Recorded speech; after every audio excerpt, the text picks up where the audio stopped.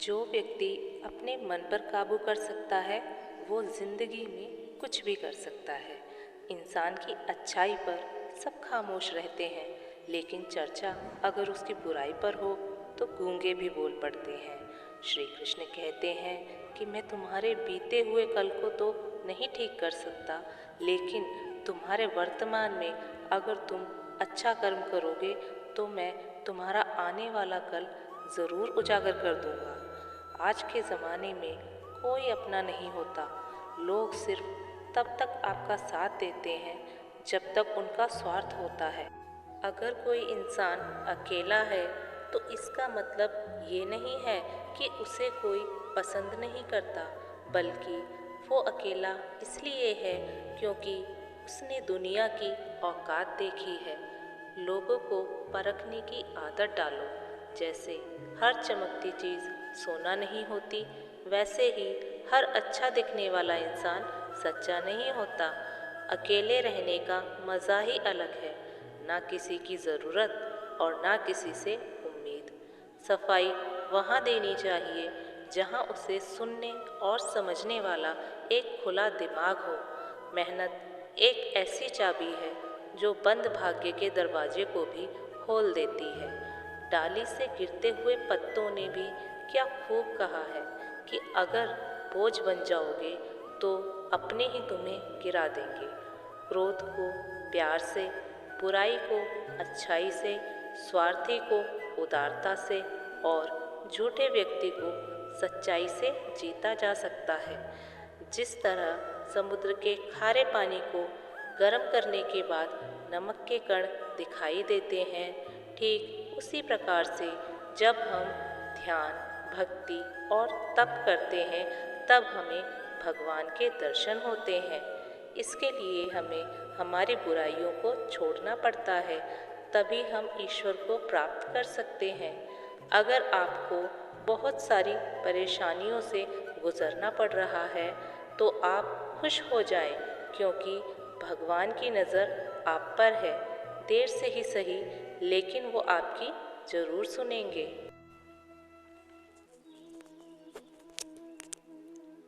इंसान का भाग्य उसी के कर्मों का फल होता है जो उसने अतीत में किए होते हैं। इसी तरह से जो लोग आज कर्म कर रहे हैं वो उनके आने वाले कल का निर्धारण करते हैं। भगवान बोलते हैं, तू करता वही है जो तू चाहता है और होता वही है जो मैं चाहता हूँ। तो तू कर वही जो मैं चाहता हूँ और होगा वही जो तू चाहता है। अतीत को बदला नहीं जा सकता, वर्तमान से बचा नहीं जा सकता, लेकिन केवल भविष्य को संवारने का कार्य ही वर्तमान में किया जा सकता है। क्या फर्क पड़ता है कि हमारे पास कितने लाख, कितने करोड़, कितनी गाड़ियाँ और कितने घर हैं? खानी तो बस 2 वक्त की रोटी है, जीनी तो बस एक ही जिंदगी है। फर्क सिर्फ इस बात से पड़ता है कि हमने कितने पल खुशी से बिताए, कितनों की खुशी की वजह हम बन पाए। सुख दुख एक ही सिक्के के दो पहलू हैं। जहाँ सुख होगा वहाँ दुख भी होगा, और जहाँ दुख होगा वहाँ सुख भी अवश्य होगा। इसलिए सुख दुख के बारे में बिना सोचे निरंतर अपने लक्ष्य को प्राप्त करने के लिए प्रयास करते रहना चाहिए। एक बात हमेशा याद रखना कि किसी के सामने गिड़गिड़ाने से ना तो मोहब्बत मिलती है और ना ही इज्जत। इसलिए अपने स्वाभिमान को जिंदा रखो। कोई अगर आपकी किस्मत में होगा तो वो आपके पास खुद ही चल कर आएगा। दूसरों को हराने का मौका मत दो, बस खुद को आगे ले जाने की जिद पालो।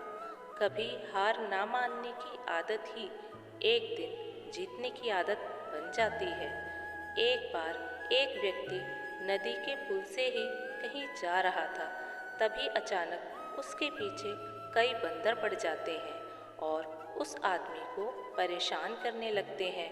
वह आदमी अपने आप को बचाने के लिए उन बंदरों से दूर भागने की कोशिश करता है।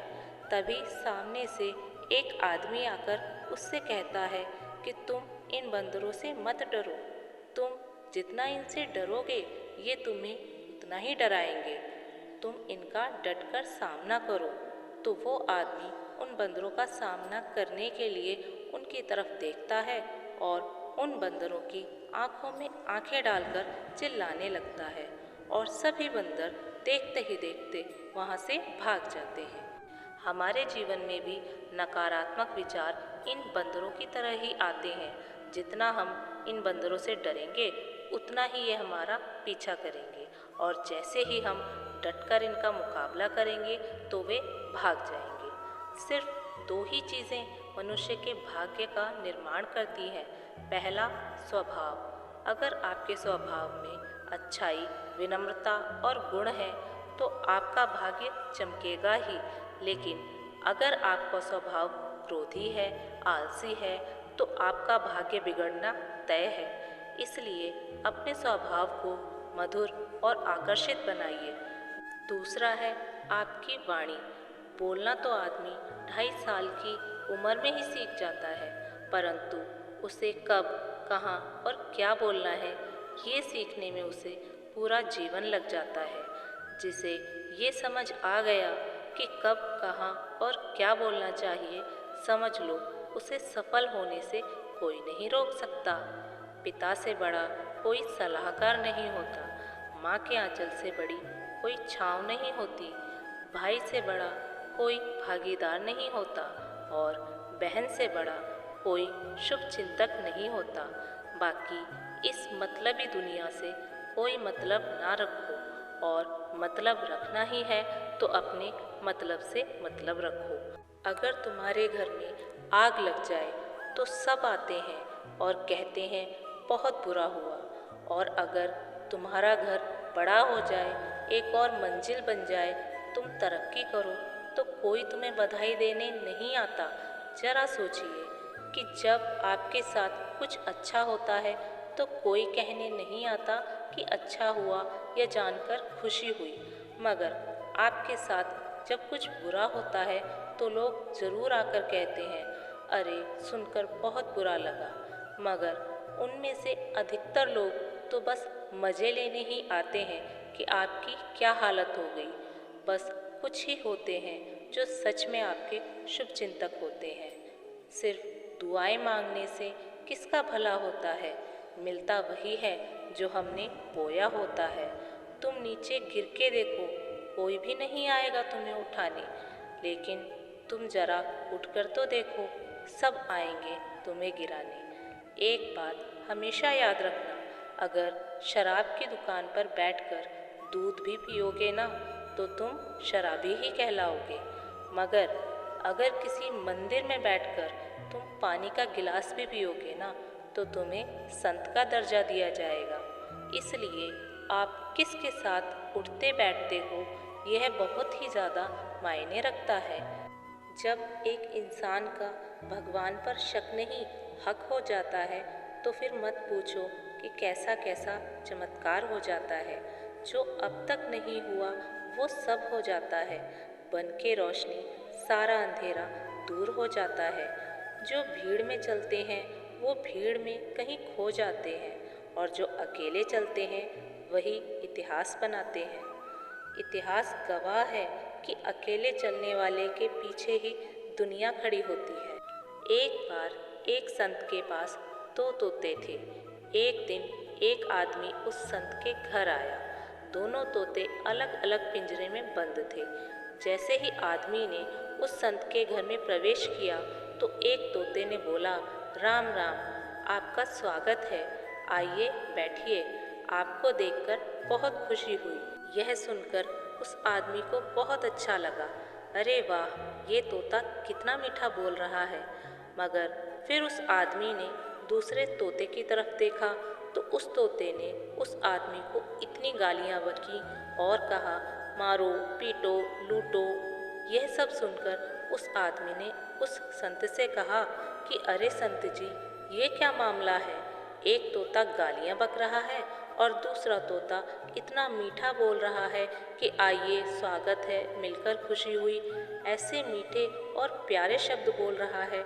दोनों एक साथ रहते हैं, एक ही घर में रहते हैं, फिर दोनों में इतना अंतर कैसे? तब संत बोले, मैंने इन तोतों से जिंदगी का एक पाठ पढ़ा है। जब ये दोनों तोते पैदा हुए थे तब मैंने एक तोते को एक डाकू को दे दिया था और दूसरा तोता एक साधु को दे दिया था। जो तोता संत के पास रहकर आया है वह राम राम बोलता है और सबका आदर सम्मान करता है, और जो तोता डाकू के घर पर पला बढ़ा और वहाँ से आया है वह सबको गालियाँ देता है और मारो पीटो काटो लूटो ये सब कहता है। तोता एक ही है पर दोनों की परवरिश अलग अलग जगह पर अलग अलग माहौल में हुई है। इसलिए ये बहुत ही महत्वपूर्ण है कि जीवन में हम किसके साथ उठते बैठते हैं और कैसी संगत में रहते हैं। हमारे जीवन में संगत का बहुत प्रभाव पड़ता है। हम जैसी संगत में रहते हैं धीरे धीरे हम भी वैसे ही बनते चले जाते हैं। अपने आप पर विश्वास करो, तुम्हारे अंदर कुछ ऐसा है जो हर बाधा से बड़ा है। बदल जाओ वक्त के साथ या फिर वक्त को बदलना सीखो। मजबूरियों को मत कोसो, हर हाल में चलना सीखो। दिखावे से तो केवल लोगों को खुश कर सकते हो, लेकिन भगवान तो केवल नियत देखते हैं। दोस्तों, आज के लिए बस इतना ही। आशा है आपने आज की वीडियो से बहुत कुछ सीखा होगा। मिलते हैं अगली किसी ज्ञानवर्धक वीडियो में। तब तक आप अपना ख्याल रखिएगा। जय श्री कृष्ण।